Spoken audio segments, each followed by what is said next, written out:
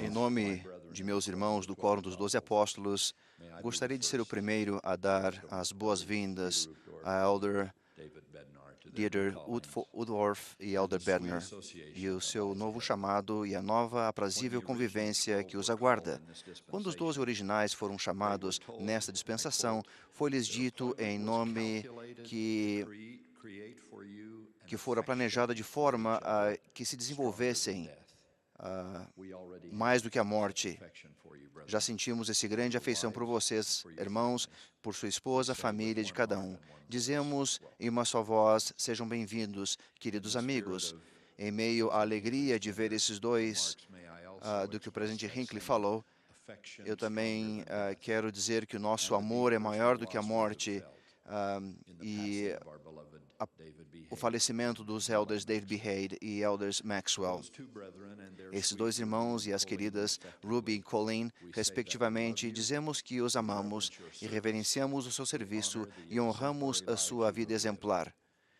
Cada um de nós considera o maior dos privilégios o fato de tê-los conhecido e servido a seu lado. Vocês serão de grande valor para nós eternamente. Em vista de transições tão significativas no progresso dessa obra, gostaria de falar um pouco esta manhã a respeito do apostolado e da importância de sua perpetuação na verdadeira Igreja de Jesus Cristo. Ao fazê-lo, não falo dos homens que ocupam ou que ocuparam, mas sim do ofício em si, do chamado do santo sacerdócio de Melquisedeque, que o próprio Salvador designou para o cuidado vigilante de seu povo e para dar testemunho de seu nome, a fim de estabelecer uma igreja que continue sob sua direção, mesmo depois de ter partido desta terra. Jesus subiu ao monte a orar e passou a noite em oração a Deus. E quando já era dia, chamou a si e seus discípulos e escolheu 12 deles, a quem também deu o nome de apóstolos. Posteriormente, Paulo ensinaria que o Salvador, sabendo da inevitabilidade de sua morte, fizera isso para dar à igreja o fundamento dos apóstolos e dos profetas. Esses irmãos e outros líderes da igreja serviriam sob a direção do Cristo ressurreto. Por quê? Entre outras razões, para que não sejamos mais meninos inconstantes, levados em roda por todo o vento de doutrina, pelo engano dos homens que com astúcia enganam. Assim, o alicerce de apóstolos e profetas da igreja seria para abençoar em todos os momentos, mas especialmente em momentos de adversidade ou perigo, momentos em que poderíamos nos sentir como crianças, confusas ou desorientadas e talvez um pouco temerosas, momentos em que a mão enganosa do homem ou a malícia do demônio tentaria intranquilizar, enganar ou desorientar. Contra tais momentos, à medida que ocorrem em nossos dias, a primeira presidência e o Quórum dos 12 são comissionados por Deus e apoiados por vocês como profetas, videntes e reveladores, sendo que o presidente da igreja é apoiada como o profeta, vidente e revelador, o apóstolo mais antigo e, como tal, o único homem autorizado para utilizar todas as chaves de revelação e administração da igreja. No período do Novo Testamento, no período do Livro de Mórmon e nos tempos modernos, esses oficiais são as pedras que compõem o alicerce da igreja verdadeira, colocados em torno da pedra de esquina principal, a rocha de nosso Redentor, que é Jesus Cristo, o Filho de Deus. Ele é o grande apóstolo e sumo sacerdote de nossa confissão, citado o que Paulo escreveu. Tal alicerce em Cristo era sempre uma proteção nos dias em que o diabo lançar a fúria de seus ventos, sim, os seus dardos no turvelinho, sim, quando todo o seu granizo e violenta tempestade vos açoitarem. Em dias como os que vivemos, e que continuarão a ser, de uma forma ou de outra, as tempestades da vida não terão poder para vos arrastar, por causa da rocha sobre a qual estáis edificadas, que é um alicerce seguro, e se os homens edificarem sobre esse alicerce, não cairão. Há 3 semanas, tive em uma conferência de estaca na pequena e adorável comunidade de Prescott, Arizona. Após os maravilhosos acontecimentos naquele final de semana, uma irmã entregou-me discretamente um bilhete, quando ela e outras pessoas apertaram minha mão e se despediram. E com um pouquinho de relutância e compartilho um trecho dele com vocês. Nesta manhã, peço que se concentre na doutrina dessa irmã e não no que foi falado na nota. Elder Holland, obrigado pelo testemunho que prestou na conferência sobre o Salvador e seu amor. 41 anos atrás, eu orei sinceramente ao Senhor e disse-lhe que gostaria de ter vivido na terra quando os apóstolos caminharam sobre ela, quando existira uma igreja verdadeira e quando a voz de Cristo ainda era ouvida. No ano que se seguiu àquela oração, o Pai Celestial enviou-me 2 missionários SUD, e eu descobri que toda a minha esperança poderia se tornar realidade. Talvez em um momento, quando você estiver cansado ou preocupado, este bilhete o ajudará a lembrar-se, porque ouvir sua oração e apertar sua mão é tão importante para mim e para os milhões como eu. Sua irmã, com amor e gratidão, Gloria Clements. Irmã Clements, tenho seu terno bilhete lembrou-me de uma esperança semelhante e com quase as mesmas palavras, certa vez usadas por minha própria família. Nos anos turbulentos, no início da colonização desta nação, Roger Williams, meu volátil e determinado 10º avô, fugiu não unicamente por vontade própria da colônia da Baía de Massachusetts e estabeleceu-se onde agora fica o estado de Rhode Island. Ele chamava seu quartel-general de Providência, sendo que o próprio nome em si revelava a busca em toda a sua vida para as intervenções divinas. Mas ele nunca encontrou o que sentia ser a única igreja verdadeira.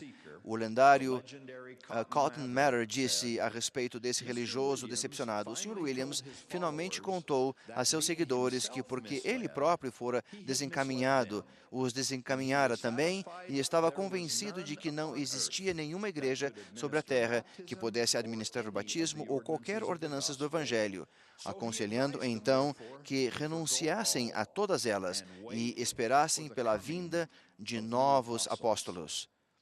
Roger Williams não viveu para ver o chamado tão ansiado de novos apóstolos, mas no futuro, espero poder contar-lhe pessoalmente que sua posteridade viveu para vê-los. A ansiedade e a expectativa relativas à necessidade de orientação divina não eram comum entre aqueles reformadores religiosos que prepararam um caminho para a restauração do Evangelho. Um dos mais famosos pregadores da Nova Inglaterra, Jonathan Edwards, disse: "Parece-me uma coisa irracional supor que deveria haver um Deus que se preocupa tanto conosco, mas que nunca fala, que nunca se tenha ouvido palavra alguma dele."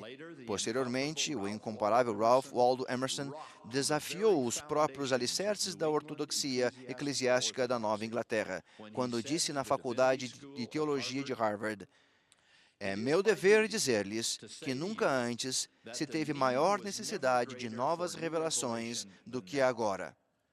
A doutrina da inspiração foi perdida. Milagres, profecias, a santa vida existe apenas na história antiga. Os homens passaram a falar sobre revelação como algo que existira e terminara há muito tempo, como se Deus estivesse morto. É a função do verdadeiro mestre mostrar-nos que Deus é, não o que foi, que ele fala, não o que falou." Também, um outro comentarista contemporâneo disse: "Se vocês insistirem em dar pedras quando o povo pede pão, chegará a hora em que eles deixarão de ir à padaria."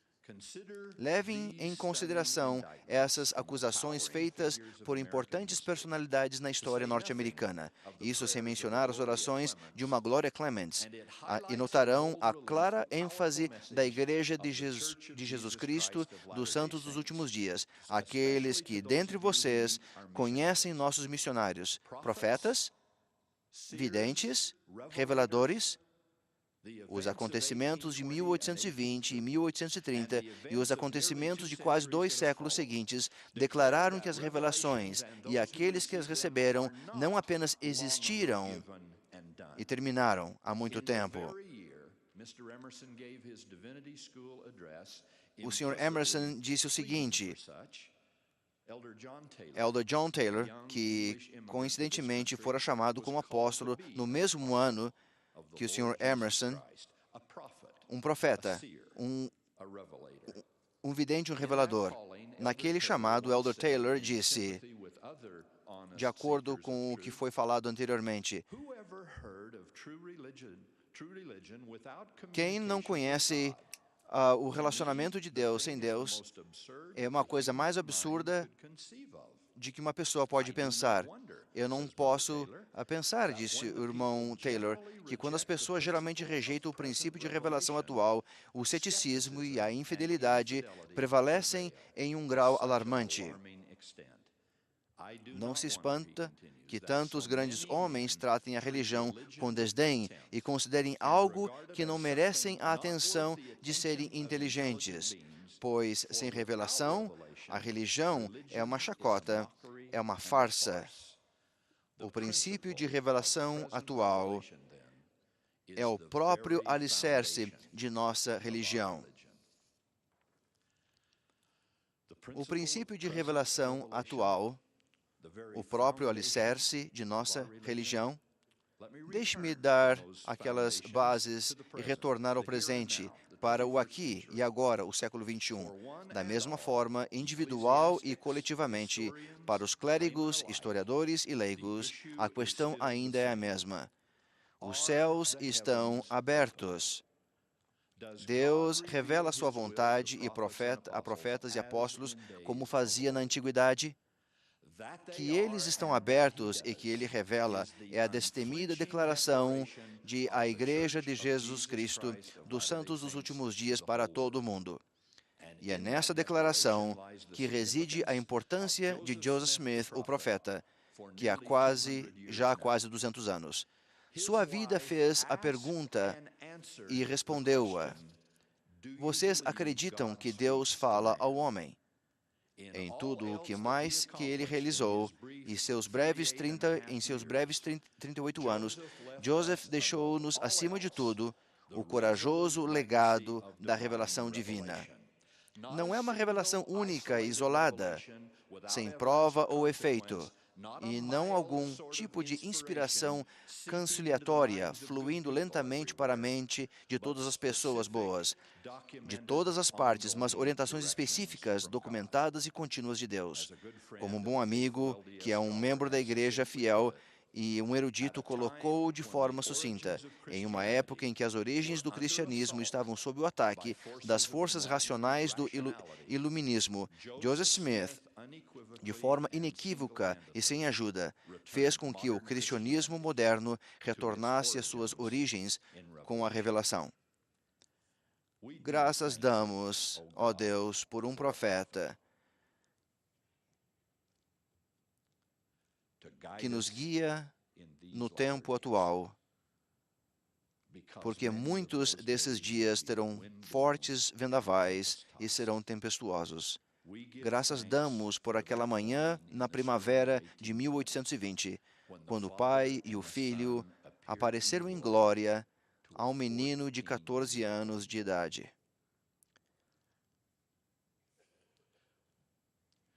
Graças damos por aquela manhã, quando Pedro, Tiago e João vieram para restaurar as chaves do santo sacerdócio e todos os ofícios pertinentes. E damos graças em nossa geração pela manhã de 30 de setembro de 1961, 43 anos completados neste final de semana, quando o Elder Gordon B. Hinckley foi chamado ao apostolado.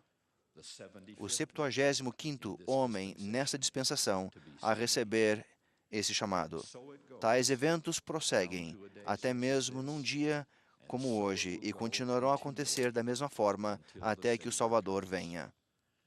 Em um mundo agitado e apressivo, tumultuado politicamente e com os valores morais desaparecendo lentamente, eu testifico que Jesus é o Cristo, que Ele é o Pai da vida e a água viva, constante hoje e sempre, a grande rocha de proteção em nossa vida, a poderosa pedra de Israel, a âncora desta sua igreja viva. Testifico de seus profetas, videntes e reveladores, que constituem o alicerce contínuo desta igreja, e presto testemunho de que tais ofícios e tais oráculos estão em ação agora, sob a direção do Salvador de todos nós, todos os dias e para todos os momentos em que muito necessitamos dessas verdades e da divindade deste trabalho. Presto testemunho deles. Eu sou uma testemunha. No sagrado nome de Jesus Cristo. Amém.